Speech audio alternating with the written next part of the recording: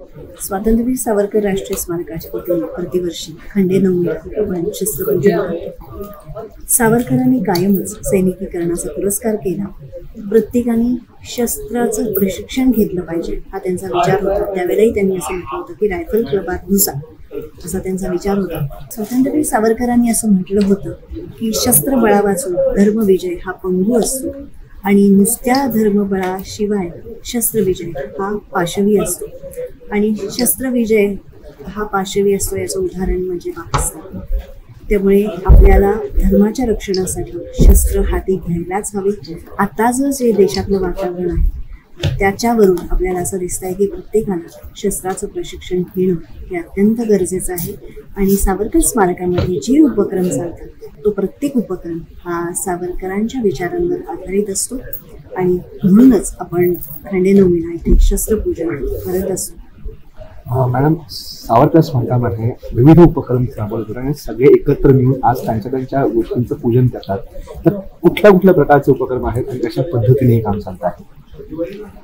आपण जाणता की सावरकरांनी काव्य लिहिलं. जवळजवळ 12,500 ओळींचं त्यांचं काव्य आहे. त्या 6,000-6,500 ओळी त्यांनी अंदमानात लिहिल्या. हाती कागद आणि लेखणी नसताना.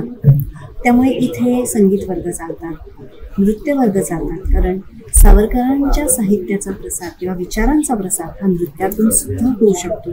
इथे योग वर्ग चालतात. सावरकरांनी योगाचं प्रशिक्षण घेतलेलं होतं आणि त्यांनी असं म्हटलं होतं की या योगाच्या प्रशिक्षणामुळेच ते अंदमानमध्ये त्यांना ज्या यमयातना भोगाव्या लागल्या त्या तरुण जाऊ शकले. त्यामुळे योग वर्ग चालतात.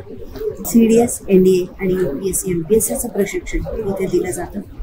धनुर्विद्या शिकवली जाते. रायफल क्लब तर आहेच स्मारकाचा.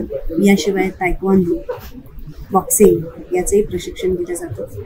अनेकांना कदाचित माहीत नसेल पण स्वातंत्र्यवीर सावरकरांनी लंडनमध्ये असताना जर्मन बॉडी बिल्डर युजन सँडो याच्याकडून डंबेल्सचं प्रशिक्षण घेतलेलं होतं. आपल्याकडे उत्तम असं जिम्नॅशियम किंवा व्यायामशाळा आहे. म्हणजे मला सांगायला अतिशय आनंद वाटतो की स्वातंत्र्यवीर सावरकर राष्ट्रीय स्मारक ही एकमेव सामाजिक संस्था असावी की जिथे एका छत्राखाली इतके सारे उपक्रम चालतात आणि याचा सर्वांनी लाभ घ्यावा असं आवाहन मी करेन, विशेष करून लहान मुलांनी, तरुण वर्गाने.